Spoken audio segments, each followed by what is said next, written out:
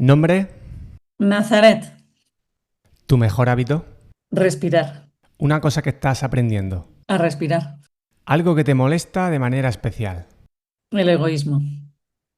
una persona que admires pero que no sea un familiar, Cajal, Ramón y Cajal. un libro que haya influido en tu manera de pensar o en tu manera de comportarte. Pues yo diría que el tratado de Heidegger, el construir, habitar y pensar, es quizá el libro de los últimos 3 años que más me ha acompañado. Y un mensaje que lanzarías a tu yo del futuro, por ejemplo, de aquí a 10 años. Pues que haya aprendido a amarse. Hola, soy José Luis Serrano y te doy la bienvenida al podcast de EduHacking. En este episodio converso con Nazaret Castellanos, física, neurocientífica y una de las voces más influyentes en el estudio de la relación entre cuerpo y mente desde una mirada científica, crítica y profundamente humana. Nazaret dirige el área de investigación del laboratorio Nirakara y ocupa la cátedra extraordinaria de Mindfulness y Ciencias Cognitivas en la Universidad Complutense de Madrid.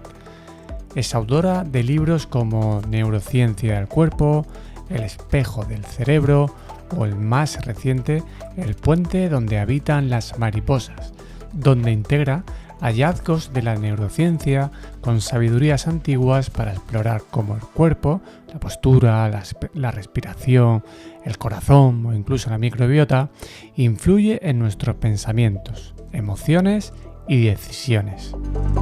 En esta conversación hablamos sobre cómo escuchar el cuerpo más allá del juicio, sobre la coordinación fisiológica entre órganos y personas, la interocepción como brújula interior y el modo en el que una respiración irregular puede afectar incluso a nuestra capacidad de atención y predicción. También reflexionamos sobre el papel del modo automático del cerebro y el exceso de autoobservación, la apnea como señal emocional y la diferencia entre una experiencia dolorosa y una experiencia transformadora. Todo ello desde una mirada que busca humanizar la ciencia sin simplificarla y que defiende que el cuerpo no nos dice hacia dónde ir, sino dónde estamos. Una conversación para quienes necesitan parar, respirar y mirar hacia adentro, incluso cuando eso implica atravesar alguna tormenta. Antes de empezar, te invito a unirte a la comunidad de EduHacking. Cada sábado a las 10:15 envío un correo con historias reales y anécdotas que sirven como punto de partida para explorar temas como la tecnología, la filosofía, la psicología, el aprendizaje o el bienestar. Mi objetivo es conectar lo cotidiano con lo teórico y ayudarte a comprender mejor el comportamiento humano, su inteligencia y su relación con el entorno. Puedes suscribirte gratis desde el enlace en las notas del episodio o en joseluisserrano.net, donde también podrás encontrar los enlaces a los libros y la información de Nazaret. Y ahora sí, vamos con Nazaret Castellanos. Hola Nazaret, bienvenida por fin al podcast de EduHacking. Lo hemos ido intentando en varias ocasiones durante mucho tiempo y bueno, pues lo hemos puesto difícil al destino para que no estuvieras, así que Se lo hemos puesto fácil, se lo hemos puesto fácil. Se lo hemos puesto fácil, ¿no? Ha sido cuestión también de no forzarlo demasiado, Exacto. de dejarlo y que llegase el momento que tenía que ser. Nazaret, hablas de muchísimas cosas en tu divulgación, en tus libros. Y una de esas frases que yo tengo marcada, que me encanta, es una que dice: el cuerpo sabe lo que la mente aún no se ha dado cuenta.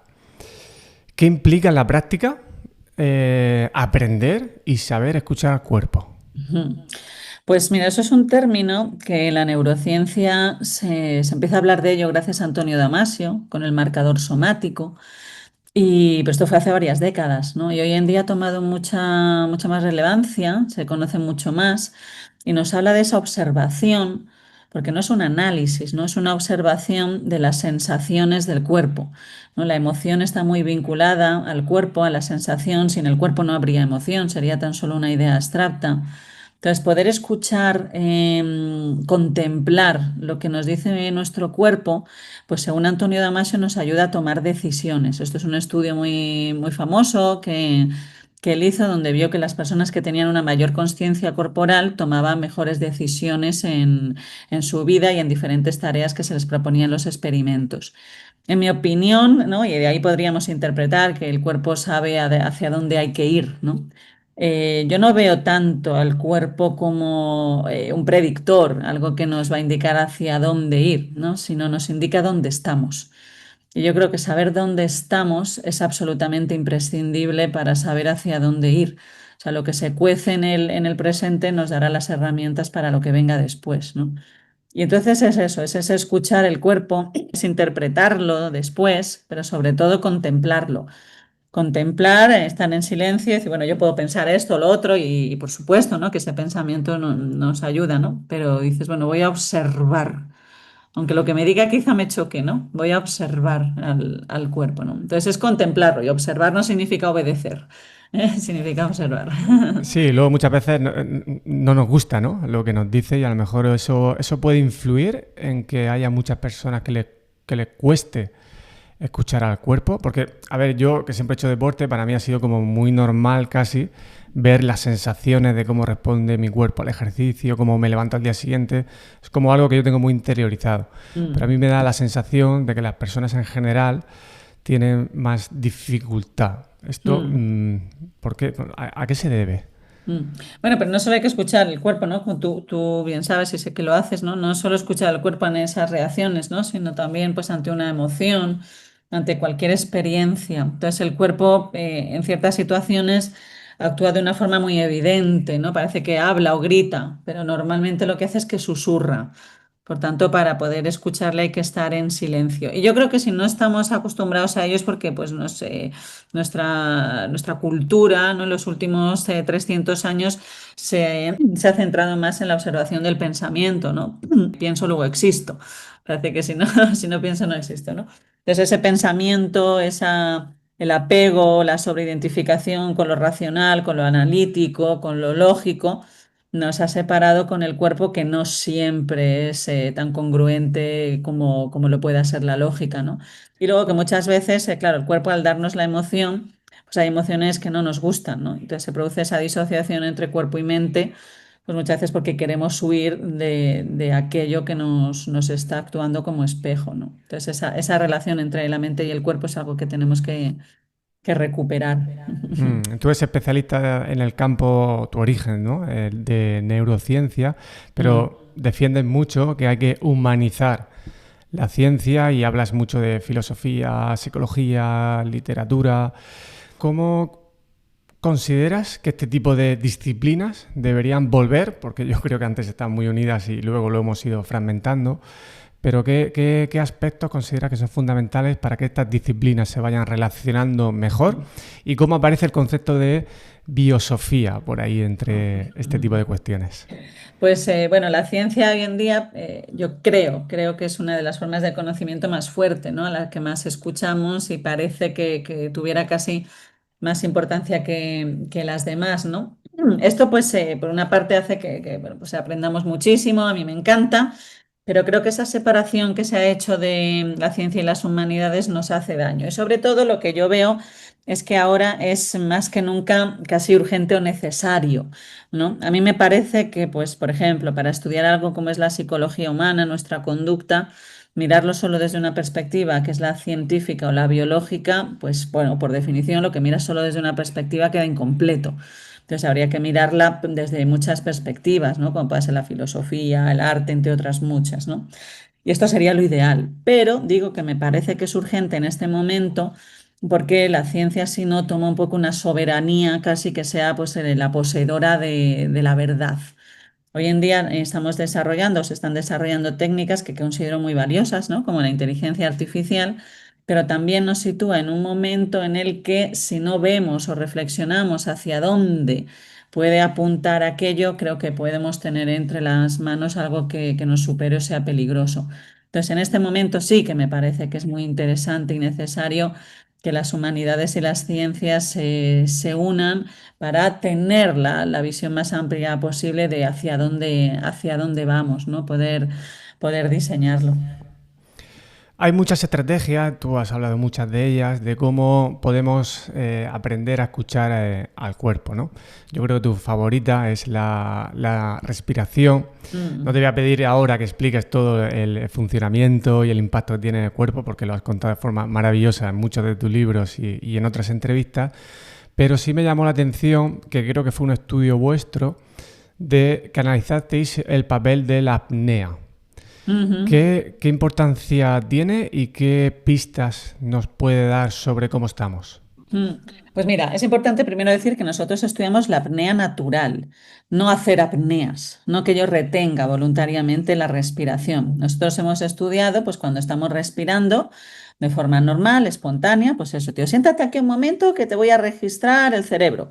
Y tú sigues respirando como tú respiras normalmente. Es decir, no alteras nada, esa respiración por defecto. Y entonces nosotros estudiamos, pues eso, el proceso de la inspiración. Tomamos aire, después soltamos ese aire y siempre se nos olvida que después de la exhalación, de forma natural, viene una pequeña apnea, que es la apnea post-exhalación, tal cual, ¿no? Y entonces es, a ver cómo yo lo hago. Puede que me la salte, puede que no haga, puede que la prolongue, pero digo de forma natural, yo no me doy cuenta, ¿eh? No estoy hablando de ejercicios de apnea. Y entonces lo que nosotros hemos visto es que esa apnea post-exhalación que hay de forma natural está correlacionada con salud mental. Es decir, tiene relación con aquellas áreas neuronales que están más involucradas en salud mental, especialmente en alteraciones de salud mental, como puede ser la ansiedad. Entonces, lo que se vio en unos estudios es que las personas que tienen mucha ansiedad tienen lo que se llama una apnea inducida por la amígdala. Es decir, insisto, de forma natural, mi respiración normal, sin que yo la altere, inspiro, exhalo y después la apnea es muy prolongada, como el típico suspiro. Ah, y te quedas ahí un buen rato. Digo de forma natural. Cuando eso está sucediendo en ti, no hace falta que haya el suspiro, sino que esa apnea es muy prolongada, incluso se puede llegar a saltar un ciclo de la respiración, un ciclo o dos. Esto indica que hay una ansiedad que es importante. Hay una ansiedad que ya nos está afectando, ¿no? Entonces dices, bueno, pues eso, ¿por qué necesito observar la respiración si yo ya sé que tengo ansiedad? Pues no, ahí es donde viene la clave de estos estudios, porque no identificamos en nosotros las emociones o las alteraciones que tenemos de salud mental. Entonces podemos ir con toneladas de ansiedad por encima a los hombros y si nos preguntan, no, la verdad que no, un poco cansada pero no tengo, ¿no? Entonces, esta falta de autodiagnóstico, de autoconocimiento de cómo se expresa la alteración de la salud mental en nosotros es uno de los grandes problemas de salud mental. Porque claro, si yo no sé que tengo ansiedad, aunque lleve, como digo, una tonelada encima, pues no hago nada, ¿no?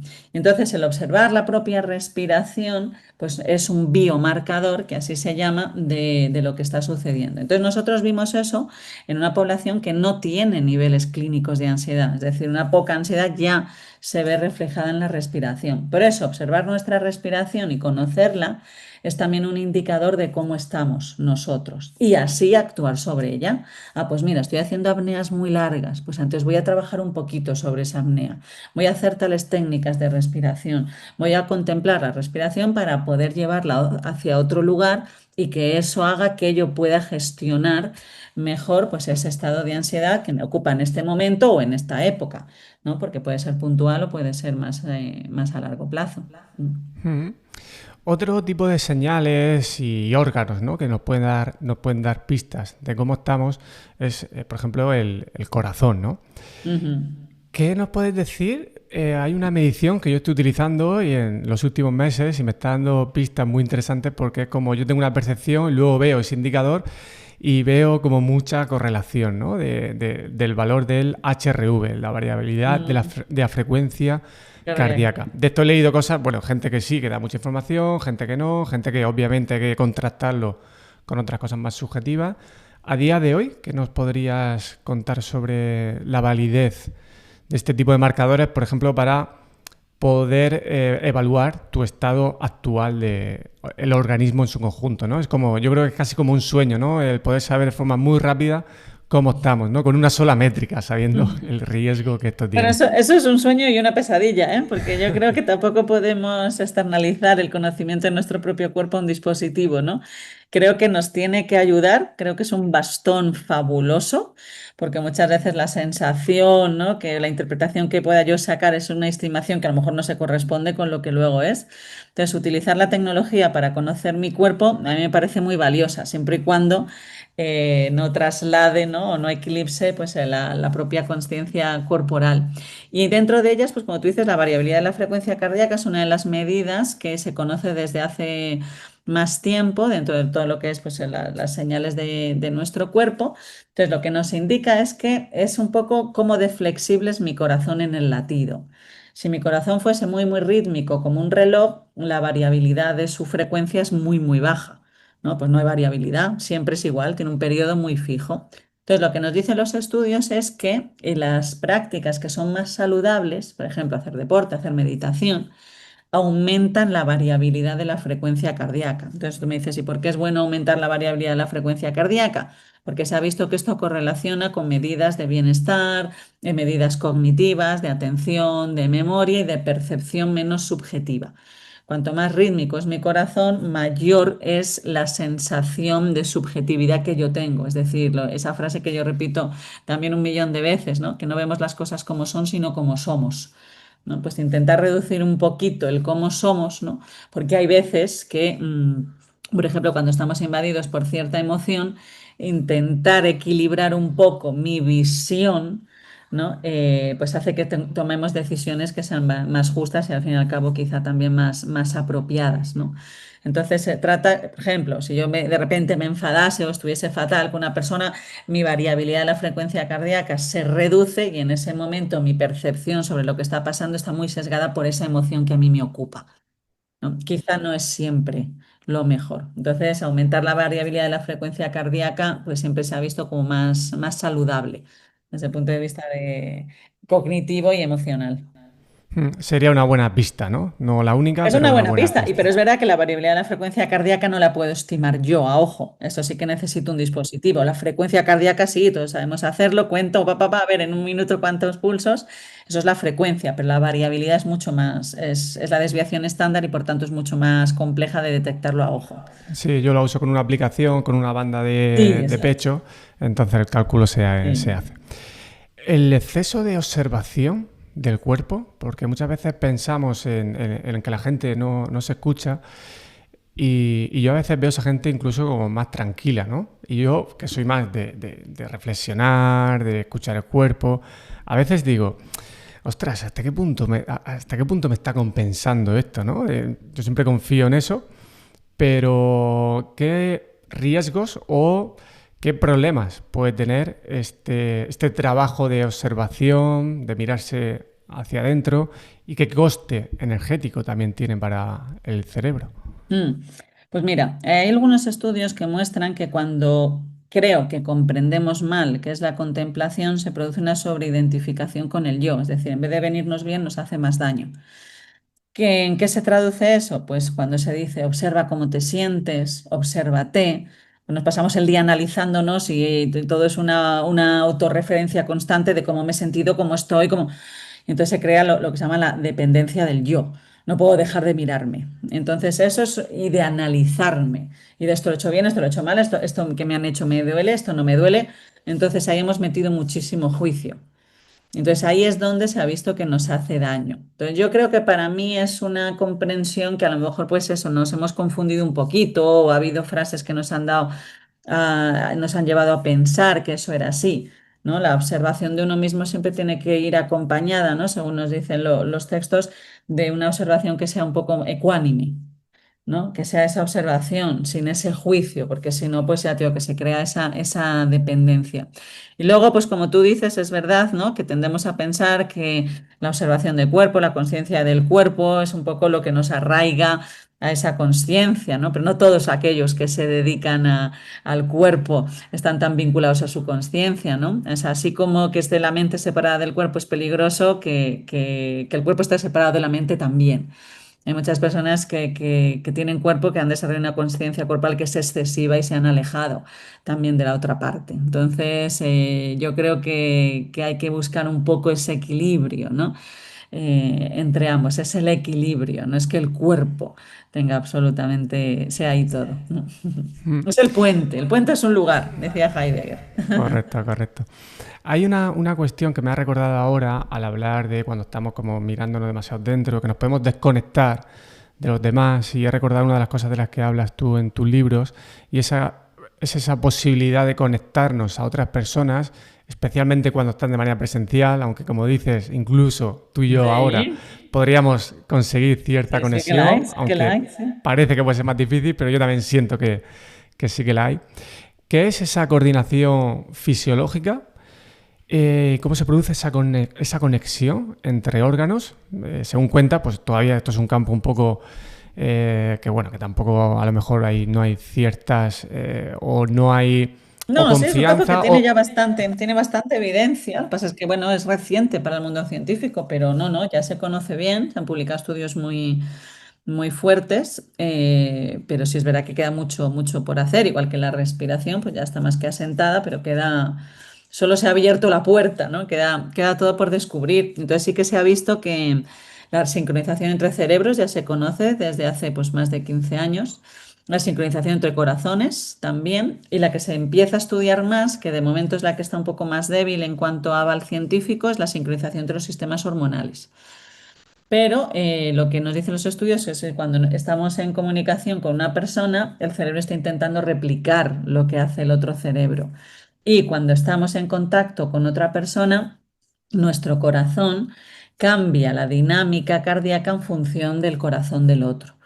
Por tanto, ¿no? Tenemos pues esa relación. Y a mí me gusta muchísimo, ¿no? Porque es una relación, como decíamos antes, que no es lógica, que no es a través de la palabra, que simplemente sucede y yo no la sé. Por ejemplo, esta mañana mi hija jugaba a ir detrás mío, ¿no? Sin que yo la viese, pero bueno, ya la estaba viendo, ¿no? Y entonces dice, ¿por qué me has visto? Y bueno, es verdad que yo la veía, ¿no? Porque se movía detrás, ¿no? Pero le he contado esto. Y aunque yo no te vea, mi corazón te estaría viendo. Ah, entonces te lo dice. No, no me lo dice conscientemente. O sea, yo no de repente no capto que está ahí si no la veo, pero no lo capto conscientemente. ¿Por qué? Porque la interocepción es inconsciente. Entonces, la interocepción es la información que le llega al cerebro de lo que pasa en los órganos. Entonces, aunque yo no sea consciente de ello, mi cuerpo lo ha notado. Y nuestra parte consciente es solo una parte de nosotros. Y esa parte consciente bebe de lo que no es consciente, pero yo no puedo saber lo que está sucediendo debajo de la tierra, ¿no?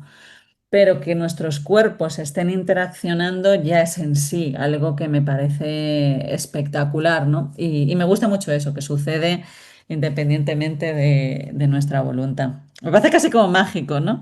Si esto lo dices hace 20 años, ¿no? Lo que ayer era magia, hoy es ciencia. Incluso se ve, por ejemplo, claramente yo con mi mujer y mis hijos lo veo, sobre todo con el pequeño. Hay una conexión ahí. Es que cuando mi mujer tiene un día más nervioso, veo al Ah, pequeño. sí. Es que es radical, Sí, o sí, sea, sí, sí, sí. van muy sincronizados. Con el mayor no Completo. tanto, pero con el pequeño no sé muy bien por qué, pero sí que noto esa parte. ¿Y esto se puede de manera consciente? ¿Se puede hacer algo? ¿O esto es de las cosas que no podemos controlar y a No, sí, veces sí, es... sí. Poco a poco, como vamos conociendo los mecanismos, pues vemos lo que le va influyendo. Entonces, por ejemplo, favorecer la sincronización entre corazones con nuestros hijos parece muy importante. Entonces, una de las formas que hay para favorecer esa sincronización entre corazones es que mamá respire lento. Cuando mamá respira lento, se favorece la sincronización entre el corazón de mamá y el de los hijos. Y esto, por ejemplo, se ha visto que mejora su tono vagal, neurodesarrollo. Ahora, yo me planteo muchas veces, ¿no? Vale, yo quiero que mi hija se sincronice conmigo, pero ¿cómo está mi corazón? ¿no? Para mí la sincronización entre cuerpos siempre ha sido una llamada a la responsabilidad, a cuidarnos a nosotros mismos por lo mucho que impactamos a los demás. A lo mejor en cierto momento es mejor que no se sincronice. Entonces, o bueno, o tiene que aprender de todo, ¿no? Pero un poco esa obligación casi de cuidarnos para ver qué le damos al otro, qué entregamos. No, no es gratuito, aunque yo no vaya por ahí pegando gritos y haciendo malos gestos, ¿no? Que ya, pero ¿qué está transmitiendo tu corazón, ¿no? O sea, la responsabilidad de cuidarnos excede nuestra piel. Y por eso, pues para mí también era un poco el libro un llamamiento, es decir, así como ya hemos aprendido a cuidar nuestro cuerpo, que cada vez pues está más extendido, pues eso, hacemos deporte, que si esto no como, que si tal, pues hagámoslo también con nuestra psicología. Hay que cuidarse, hay que revisarse, hay que sanar, todos almacenamos muchas cosas, por supuesto que nos han hecho daño, nadie, no hay que acusar, ¿no? Ni juzgar todos, pues, pero sí que está en nuestra responsabilidad ver qué hacemos con aquello que nos ha sucedido. Porque dejar nuestra psicología un poco a la deriva, pues bueno, lo que sabes tú que se producen unos choques que son tremendos. Y está muy bien que hables de esto porque muchas veces que parece que cuando te cuidas estás siendo como egoísta, Pues ¿no? Y sí, decir, no, no, es sobre que, todo mamá. claro, no, me estoy cuidando porque esto te vas a ganar tú y las personas con las que me cruce, ¿no? Exacto, Y yo creo que es exacto. importante entender que el socorrista tiene que cuidarse Exacto. para poder también ayudar a otras personas, pero luego tiene que salir para poder seguir ayudando a otras personas. Es decir, lo podemos ver desde el punto egoísta, que creo que no tiene nada de malo, ¿no? Querer cuidarse, creo que es una responsabilidad incluso, ¿no? Esa imagen que has puesto es muy buena, ¿no? Imagínate, ya es una piscina, tu casa de socorrista tira por el suelo, que no puede ni tenerse en pie. Uy, pues me encantaría que usted se cuidase, Claro, ¿verdad? Pues claro. imagina que todos somos socorristas de nosotros mismos y de los demás, ¿no? Qué bonito, sí, me gusta esa imagen. Bueno, tienes otra imagen que a mí me gustó más todavía, que cuentas en tu último libro, que es el de la montaña. Lo explicas de Sí. forma maravillosa y creo que estas cosas cuando se leen se saborean mucho, pero no puedo dejar de pasar la oportunidad de que no la expliques aquí también para hablar de estas cosas, ¿no? Del pensamiento consciente, el automático, el cerebro que solución ha encontrado para, bueno, cómo movernos, ¿no? En esa montaña de que a veces estamos en estados automáticos que tienen su papel, pero tenemos que ser conscientes de dónde estamos en cada momento, ¿no? ¿Nos Ujú, puedes exacto, explicar? exacto. Estudiamos en el laboratorio los mecanismos de la atención y sobre todo los mecanismos conscientes de la atención, ¿no? Cómo mantener conscientemente la atención en un lugar u otro, ¿no? Decía William James que la realidad es aquello a lo que prestamos atención. Entonces, nosotros tendemos a pensar que todo tipo de pensamiento que sucede en nosotros es pensamiento, tal y como lo concebimos, pues un pensamiento dirigido voluntario, pero hay muchos tipos de pensamiento y quizá el pensamiento que más nos ocupa es el pensamiento que se produce de forma automática, involuntaria, ¿no? Es aquel que, pues cuando nos molesta no podemos acallarlo. Si fuese voluntario, por ejemplo, ahora puedo dejar de hablar contigo y ya está. ¿Pero por qué? Porque esto es algo que estoy guiando con mi voluntad, con una motivación, con un objetivo, ¿no? Entonces lo puedo frenar cuando quiera. Pero hay pensamientos que todos hemos vivido que no puedes frenar. Ya me encantaría que no me venga a la mente constantemente tal pensamiento o no caer en ello de forma obsesiva y que se calle ya. Entonces, el ver que no lo podemos acallar, pues nos da cuenta de esa naturaleza involuntaria que tiene. Entonces, el pensamiento o la atención, pues yo la veía como que es una pelota que está en una montaña. Que se mantenga en el pico de la montaña es muy difícil, porque normalmente las montañas son muy picudas. Entonces, imagínate la pelota ahí en el pico, pico, pico de una montaña, llegas a una montaña y de repente hay una piedra picuda y ahí está la pelota. Pues cualquier pequeño viento hace que la pelota caiga para un lado o para otro. Lo que nos produce ese control o el entrenamiento del control de la atención es que ese pico sea cada vez más llano, más plano, de tal forma que la pelota tenga más estabilidad en el pico, en la cima de la montaña. La cima de la montaña es el pensamiento consciente, presente, guiado por la voluntad, ¿no? Que es el que podemos tener nosotros ahora mismo. Pero ese pensamiento, como digo, cuesta mucho mantenerlo ahí. Está en la cima de la montaña, cuesta mucho y es un equilibrio que es inestable. desde el punto de vista físico, ¿no? Cualquier pequeño proceso, plaf, hace que se caiga. Entonces dices, ¿se cae a dónde? Pues normalmente cuando se cae, pues la montaña, pues se cae, ¡brum!, al valle, ¿no? Entonces ese valle es el pensamiento que no es consciente, que es rumiante, que estoy aquí pero no estoy aquí, ¿no? Y ahí es donde se deposita, y eso se llama la red neuronal por defecto, es decir, a dónde cae. Pues si yo suelto algo, ¿dónde va? Pues cae al suelo, ¿no? Porque bueno, hay una ley que es la gravedad que la atrae. Pues es como un poco casi en el cerebro, que no lo podemos decir así, pero es como si ¡bum!, hubiera una gravedad que atrae el pensamiento hacia esa parte de abajo donde estoy aquí, pero no, mi atención no está en este momento, yo no tengo este control de mi atención. Entonces, ¿qué es lo que pasa? Pues que la vida se pasa en ese subir y bajar la montaña. Entonces, realmente nuestra atención sería un escalador, ¿no? De escalador de montañas, donde pasamos de un pensamiento consciente a uno que no es consciente, de arriba a abajo. Por tanto, saberse dónde estás es importante, ¿no? Entonces, yo sé que en este momento estoy en la cima, estoy en este pensamiento consciente. Sé que esto no es fácil sostenerlo, pero sé que tengo que hacer un poco de esfuerzo para que cada vez esté más tiempo allí. Cuanto más tiempo pase la pelota en la cima, más plana será esa cima y más estable será mi atención, ¿no? Pero esto cuesta mucho esfuerzo, esto cuesta esfuerzo.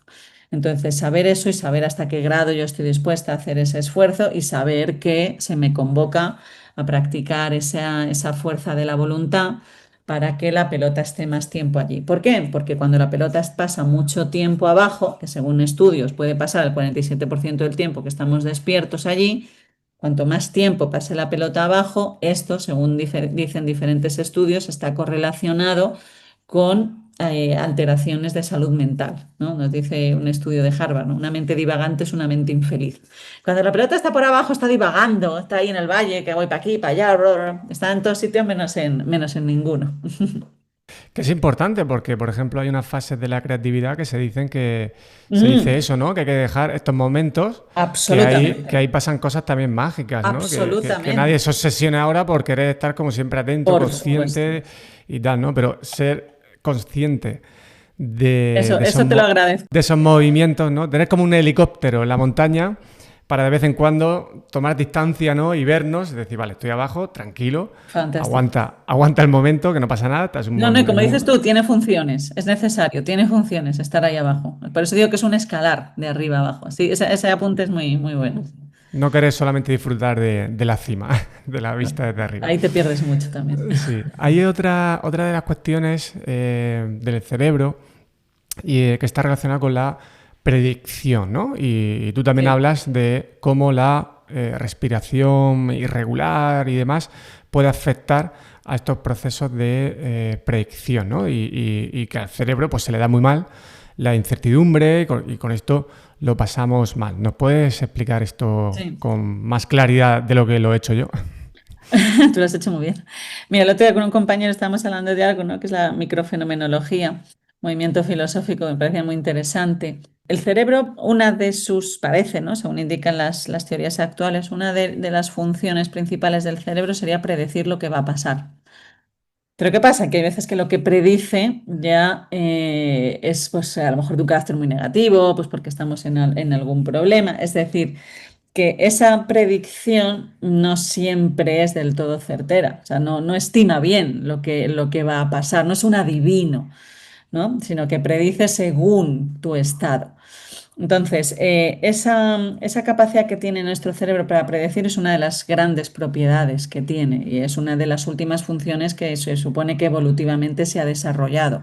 Pues fíjate, que yo me ponga en el lugar de anticiparme a un futuro hipotético. Eso tiene, bueno, requiere una cantidad de recursos neuronales maravillosos y fíjate todo lo que nos ha permitido, ¿no? O sea que si yo pongo una piedra tras otra aquí a tal, a lo mejor hago un puente, entre otras muchas cosas, ¿no? Eso es maravilloso, esa capacidad de predecir, de anticiparse y luego en nuestra propia vida. Pero ¿qué pasa? Que le gusta acertar.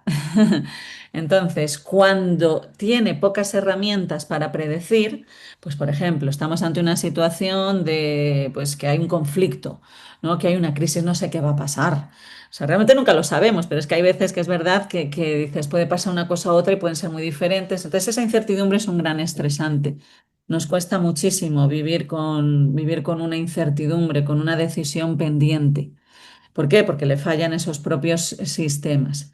Entonces, ahí es verdad que lo que nos puede ayudar es un poco entregarse a esa incertidumbre, observar mucho nuestro propio cuerpo y luego intentar equilibrar los sistemas de predicción. Entonces, cuanto más nerviosos estamos, más se acentúa esa capacidad o esa tendencia o esas ganas de predecir. E intentamos controlarlo todo para tener más certeza en la predicción. Entonces, pues antes si pasa esto, entonces esto puede indicar y se vuelve loco hiperanalizando todo para tener más herramientas para poder predecir, porque le asusta. Hay futuros que asustan, ¿verdad? Entonces, esto, pues claro, estresa.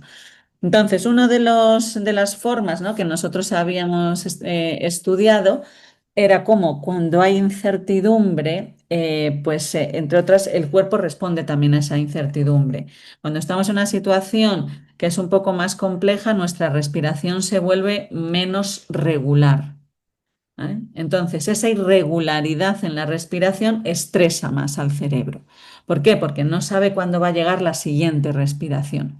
¿Por qué? Pues porque respiro de forma muy irregular, porque en este momento estoy muy nerviosa o porque hay un problema y tal, estoy pasando una época difícil. Entonces, practicar ciertas técnicas de respiración, aparte de lo que haga la técnica en sí, la técnica ya es buena porque cualquier proceso de respiración lo que nos hace es que sea de forma regular. Aunque yo te diga respira en 5, luego en 4, ahora en 8, me da igual, es que repites una secuencia. Y durante ese tiempo estás haciendo que la respiración sea regular, la hagas como la hagas, pero que sea regular. Entonces, lo normal o lo que nosotros hemos visto es que la propia respiración, sin entrar en técnicas, que por supuesto que sí, pero ya solo la propia respiración, intentar hacerla más regular. Por ejemplo, aquí nos ayudan mucho los mantras. ¿Por qué? Porque cuando respiramos, cuando hablamos, respiramos. Cuando hablamos, inducimos un patrón respiratorio. Entonces, si yo repito siempre la misma palabra, estoy haciendo que mi respiración sea regular. Una palabra, una frase, ¿no? Om Mani Padme Hum. Om Mani Padme Hum, o la que sea, o Señor Jesucristo, ten piedad de mí, ¿no? Como decía el peregrino ruso. Entonces, si yo la repito una y otra vez, el patrón es muy regular. Luego, aparte, tiene la propiedad de los mantras en que te estás repitiendo una frase, por tanto, estás acallando el diálogo interior del cerebro. Cuando tenemos ansiedad, pues el diálogo gira en torno a qué ha dicho, qué dice, pero entonces, en torno al problema. La respiración es muy irregular y encima el contenido del lenguaje interior pues es catastrófico, ¿no? Normalmente. Entonces voy a centrarme en una frase, bla, bla, bla, bla, en ciertos momentos, ¿no? En donde veo que se me dispara, donde veo que a lo mejor tengo más ansiedad. Entonces yo misma voy regulando con esa frase o con esa palabra mi propia respiración y evito un poco ese contenido. Entonces lo que se ha visto es que esas estructuras neuronales más involucradas en la ansiedad reducen su actividad y por tanto se reduce esa expresión ansiosa que tenemos. Cuántas soluciones sencillas y gratuitas tenemos, porque eso que acabas de explicar es muy potente, pero claro, hay que entender también que hay que practicarlo antes y no esperar como esos resultados, ¿no? Yo, por ejemplo, por la mañana me gusta hacer mis 5 minutos de respiración, luego hago pilates y realmente el pilates a mí personalmente me sienta muy bien por el control de la respiración. Exacto, Entonces, claro. porque estoy escuchando a la monitora y continuamente va marcando el ritmo de la respiración. Y yo cuando acabo la clase digo, ostras. Y luego cuando llega algún momento crítico, pues tengo como más a mano, ¿no? Ahí ese entrenamiento. Exacto. Hablabas también de esas maravillas que nos ha dado la capacidad de predecir, la capacidad de ficción, de imaginar el futuro, pero también nos trae ciertas pesadillas, ¿no? Es el superpoder que a lo mejor tenemos que pagar cierto precio. Por ejemplo, cuando tenemos pensamientos que sabemos que son improbables de que puedan suceder. Por ejemplo, que mi hijo vaya, que de repente estoy durmiendo un poco la siesta. Esto es real, me ha pasado hoy, ¿eh? Y de repente he visualizado a mi hijo mayor que se caía y se daba un golpe en la boca, ¿vale? Si en ese momento yo intento suprimir ese pensamiento, Se fija. eso es error. Sí, Porque eso esto es contraproducente y en esos momentos, ¿qué podríamos hacer? Bueno, inhibir cualquier pensamiento o cualquier emoción más bien, ¿no? Cualquier emoción en principio sería contraproducente. A mí me gusta hablar de migrar los estados de ánimo, es decir, dejas que se exprese, le das un tiempo razonable y luego intentas llevarlo a otro lado. Me gusta utilizar la palabra migrar porque nadie ha dicho que las migraciones sean fáciles y nadie ha dicho que lo vayas a conseguir, llegar al otro lado, ¿no? Entonces es un intento. Entonces, esto que nos ocurre, ¿no? Por ejemplo, con los hijos, ¿no? Que de repente ves una imagen claro, te pones muy nervioso. Realmente el cerebro genera la imagen. Entonces, si yo veo una imagen de mi hija accidentada, pues eso es un impacto impresionante. Entonces, no es un miedo que yo le diga, no, no tengas miedo. Ah, perdona, me acabas de enseñar una imagen tremenda. Entonces, también dejarle espacio a las cosas. ¿Por qué? Porque tienen una función. Esas imágenes que nos aparecen, ¿no? Yo creo que todos los que somos padres aquí lo hemos vivido mil veces, ¿no?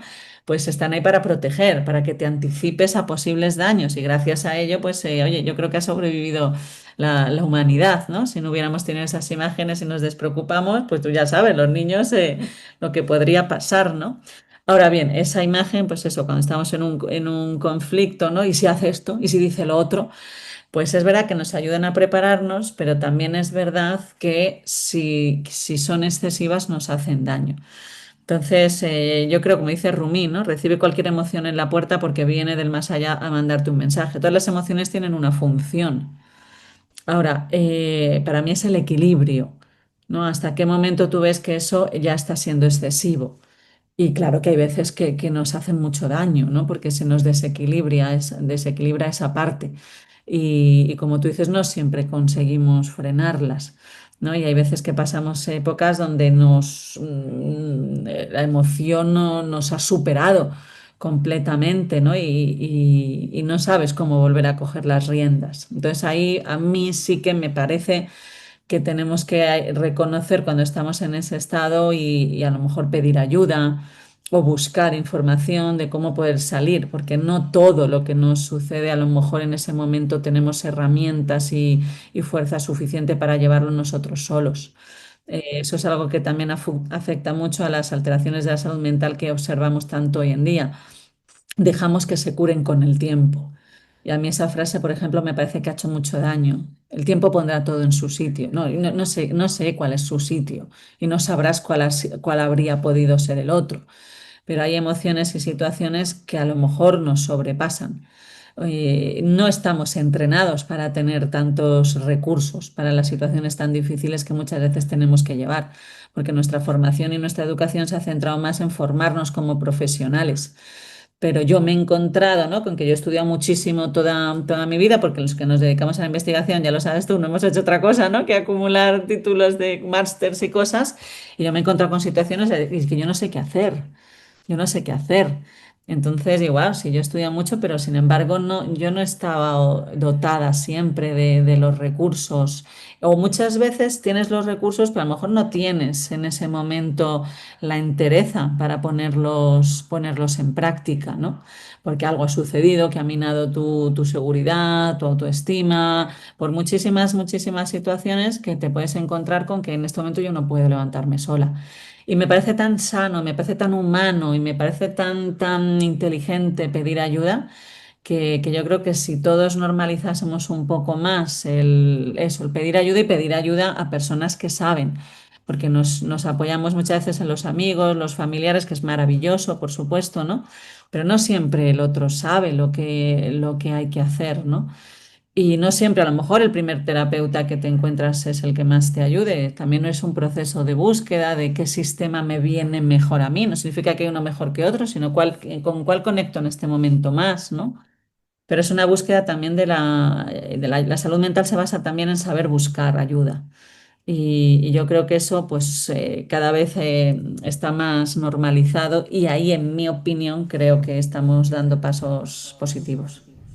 Sí, además tenemos mucha información, hay muchas entrevistas diciendo cosas, personas diciendo cosas muy valiosas, pero a lo mejor en ese momento particular de una persona, pues a lo mejor esa visión no le viene bien, porque a lo mejor le sobrecede la responsabilidad. A lo mejor hay personas que necesitan Exacto. hacerse más responsables y otras que no. Decir, no, es que tú tienes que soltar responsabilidad. Y a la persona al lado, problema similar, lo que le está faltando es, oye, que tienes que ser más responsable. Exacto. Yo leí un texto tuyo al inicio de una tormenta mía, en la que sigo ahí metido, Sí. como tú sabes, es una enfermedad de mi madre. Y lo leí en un momento muy valioso para mí, lo voy a leer, lo tengo por aquí. Es un fragmento que he compartido también con muchas personas cuando me preguntan cómo voy y tal, y dice lo siguiente: y una vez que la tormenta termine, no recordarás cómo lo lograste, cómo sobreviviste. Ni siquiera estarás seguro de si la tormenta ha terminado realmente. Pero una cosa sí es segura: cuando salgas de esa tormenta, no serás la misma persona que entró en ella, si así te lo has propuesto. De eso se trata esta tormenta, de aprender, de esculpir el cerebro. Me encanta, porque es una forma de... Estoy viendo a mi hijo caerse, pues oye, voy a visualizar esa escena, yo pues, ¿qué puedo hacer? Aprendiendo de la situación y demás. ¿Qué nos puedes contar de esta maravillosa imagen de la tormenta? Pues es una frase de Murakami, ¿no? Del escritor Murakami que me gustaba mucho, ¿no? Pero que la quise un poco llevar al campo de Cajal, cómo la hubiera reescrito Cajal y cómo a mí me parecía que se podría completar un poco, ¿no? ¿Por qué? Porque la frase de Murakami, ¿no? Dice las tormentas, y una vez que acabe la tormenta no serás el mismo que ha entrado. No es todo el que pasa por una situación adversa, por una tormenta, pasa transformado, sale transformado de una forma donde haya habido un crecimiento, ¿no? La tormenta en sí no creo que sea que lo haga solo. Yo creo que es un baile entre la tormenta y nosotros. Porque si no sería una actitud como muy pasiva. Viene la tormenta, suceda lo que suceda, todo tiene que suceder porque tiene que suceder, todo está escrito, pues ya allá que voy, ¿no? Para mí hay un papel importante que es la voluntad y la intención de uno mismo, ¿no? Hay una tormenta, llegan tormentas, hay veces que la tormenta claramente la provoca otro, otras veces es entre ambos, nunca se sabe, pero sea lo que sea, yo he permitido, o esa tormenta me está cayendo encima, ¿no? Y entonces, para mí era un poco esa visión de, está esta tormenta, voy a ver qué puedo aprender de mí. Todas las tormentas también hablan de nosotros, insisto, aunque a veces parezca que todo está en el otro, ¿no? ¿Por qué? Porque llega una situación, lo que sea un duelo o lo que sea, y pues ¿qué sale de mí? ¿Cómo estoy reaccionando? ¿Qué aspectos desde esta tormenta, qué puedo ver de mí que no podría ver si no hubiera habido la tormenta? ¿Qué puedo aprender de mí? ¿Cómo puedo aprender a sanar cosas? En las tormentas salen muchas heridas a la luz, ¿no? Salen muchos miedos, sobre todo, ¿no? Entonces, ¿qué puedo aprender? Entonces, para mí es tener esa actitud y esa mirada siempre responsable y de estar siempre creciendo, ¿no? Y hay situaciones en las que te parece que la vida se acelera, ¿no? Como si la vida fuera una escuela y hay veces que hay cursos intensivos, ¿no? A mí me da a veces esa sensación, oye, estaba tan tranquila y de repente me han tambaleado aquí todo. Y entonces aprovechar aquello, ¿no? Para explorar aquellas partes que nosotros no conocemos de nosotros mismos. Y ahí descubres de repente una vulnerabilidad que no sabías que tenías, una herida, la herida del otro, cómo reacciono, que creo que las tormentas nos transforman si así nos lo proponemos, ¿no? Como dice Ramón y Cajal. Totalmente requiere pues tener coraje, ¿no? Porque en muchos Coraje. momentos a lo mejor tienes que abandonar partes importantes de lo que tú pensabas que era tu identidad, Absolutamente. ¿no? Y luego esa reconstrucción, ¿no? Que hay que Ujú. hacer cuando esa tormenta ya creemos Exacto. que ha pasado. Y para finalizar, Nazaret, ¿qué mensaje o qué idea te gustaría dejar de todo lo que hemos hablado? O de algo que te apetezca decir y que no haya salido. Un mensaje que tú quisieras que alguien que haya escuchado esta entrevista y haya llegado a este punto, quisieras que se lleve o para practicar o para reflexionar. Mm. Pues quizá esa idea de la mariposa, ¿no? Que a mí me gustaba tanto. Las mariposas, Ramón y Cajal llamaba a las neuronas las misteriosas mariposas del alma, ¿no? Cuyo batir de alas, quién sabe si algún día descifrará los secretos de la vida mental. La neurona llega a ser una mariposa, no es una mariposa, no nace mariposa, ¿no? Y esa idea a mí me resulta muy interesante, ¿no? No llegamos a ser quien somos, ¿no? Si no ha habido todo un proceso detrás. Entonces, este libro lo que yo pretendía era un poco pues invitar a reflexionar si a lo largo de toda nuestra vida podemos tener una actitud más activa de reflexionar sobre nosotros mismos, de ir eligiendo un poco nuestra, pues hacia dónde queremos mirar, a sabernos al fin y al cabo escultores de nuestro propio cerebro.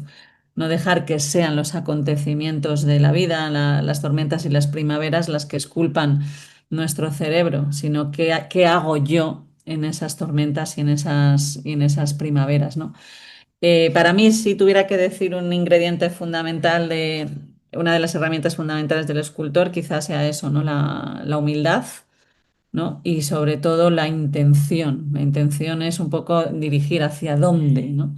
Hacia dónde quiero yo llegar, ¿no? ¿Cuáles son mis valores en ese proceso?